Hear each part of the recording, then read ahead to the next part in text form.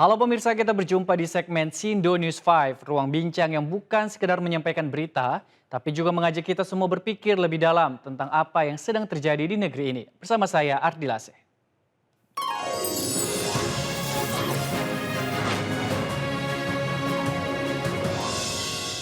Pemirsa, war ticket lazim terjadi di konser musik. Namun apa jadinya jika war ticket terjadi dalam ibadah haji? Inilah wacana yang diusulkan Kementerian Haji untuk menyiasati lamanya antrian haji. War ticket berlaku bagi warga yang sudah memiliki uang untuk berangkat haji. Haji merupakan rukun Islam kelima yang sangat diimpikan setiap muslimin dan juga muslimah.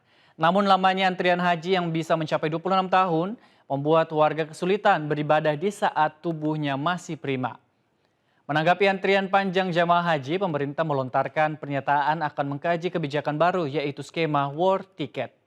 Kebijakan ini ditujukan bagi masyarakat yang telah memiliki kesiapan dana dan ingin mendapatkan kesempatan berangkat haji lebih cepat di tahun yang sama.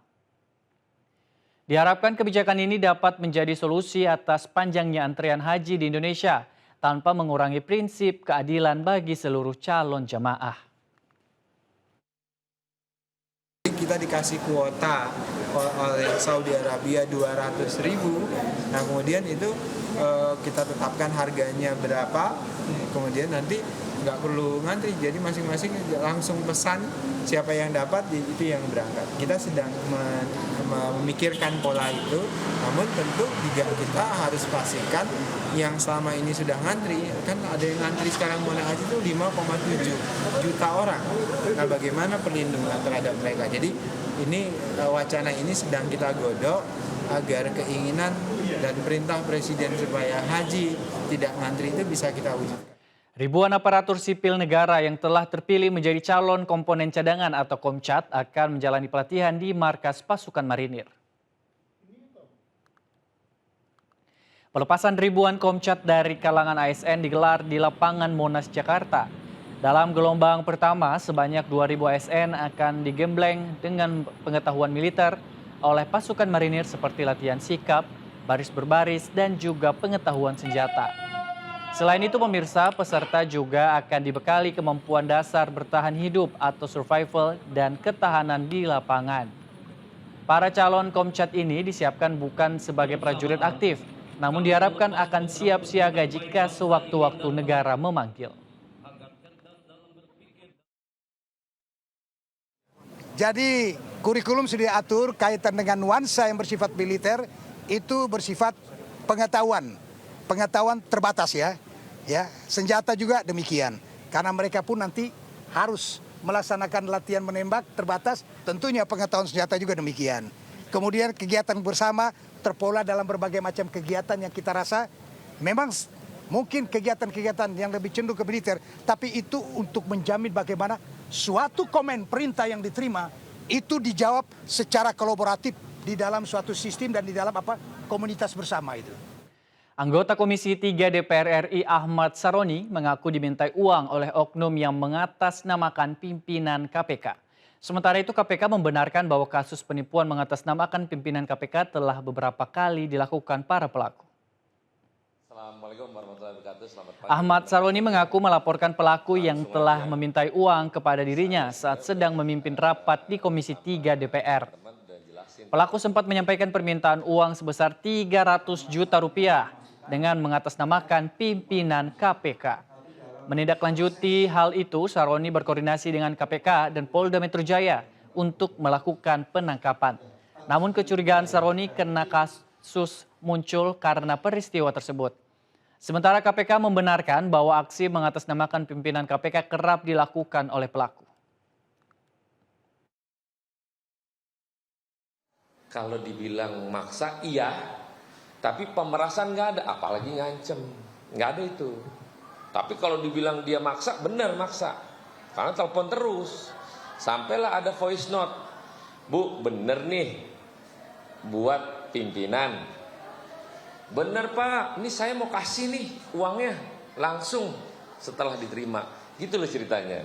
Nah, tafsiran kita adalah, wah ini makin bahaya.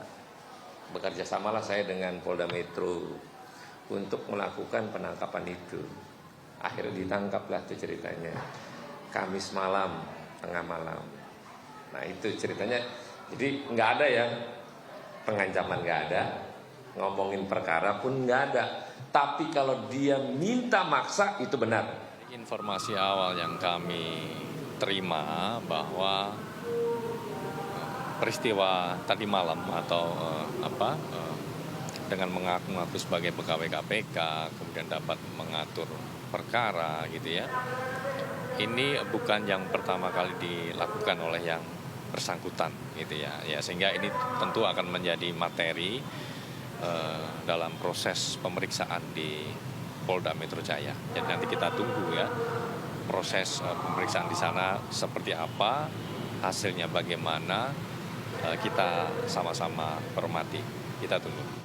Pemerintah Provinsi DKI Jakarta membuka peluang pihak ketiga termasuk partai politik untuk membeli hak penamaan atau naming rights fasilitas publik seperti halte Transjakarta. Kebijakan diambil sebagai langkah strategis meningkatkan pendapatan asli daerah atau PAD. Gubernur DKI Jakarta Pramono Anung menyatakan Pemprov membuka ruang bagi berbagai pihak untuk mensponsori penamaan fasilitas transportasi publik melalui skema naming rights. Kebijakan ini tidak hanya terbatas pada sektor swasta, namun juga memberikan kesempatan bagi partai politik untuk menempatkan namanya di halte bus asalkan memenuhi kewajiban pembayaran yang telah ditetapkan. Dalam pelaksanaannya, penggunaan nama pihak ketiga harus mengikuti regulasi yang berlaku, tidak menimbulkan konflik kepentingan yang bisa merugikan publik. Sekarang ini kalau Bapak Ibu perhatikan, semua halte ada namanya.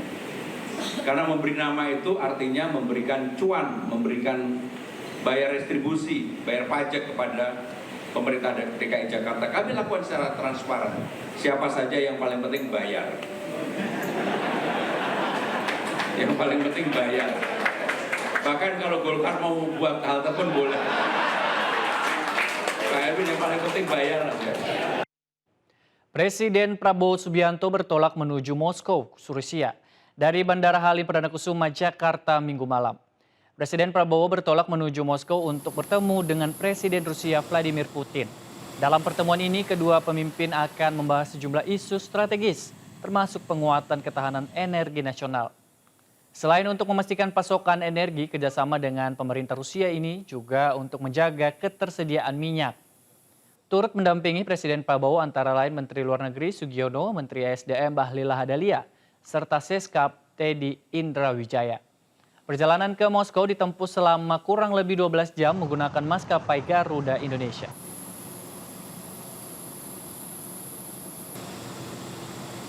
Pemirsa, di balik setiap kebijakan ada konsekuensi dan di balik setiap headline ada harapan publik yang tak boleh diabaikan. Dan kalau hari ini kita belajar satu hal, itu adalah kekuasaan bisa dibongkar, kebijakan bisa ditantang, dan suara publik kalau cukup lantang bisa mengubah arah. Saya Ardilase, sampai jumpa.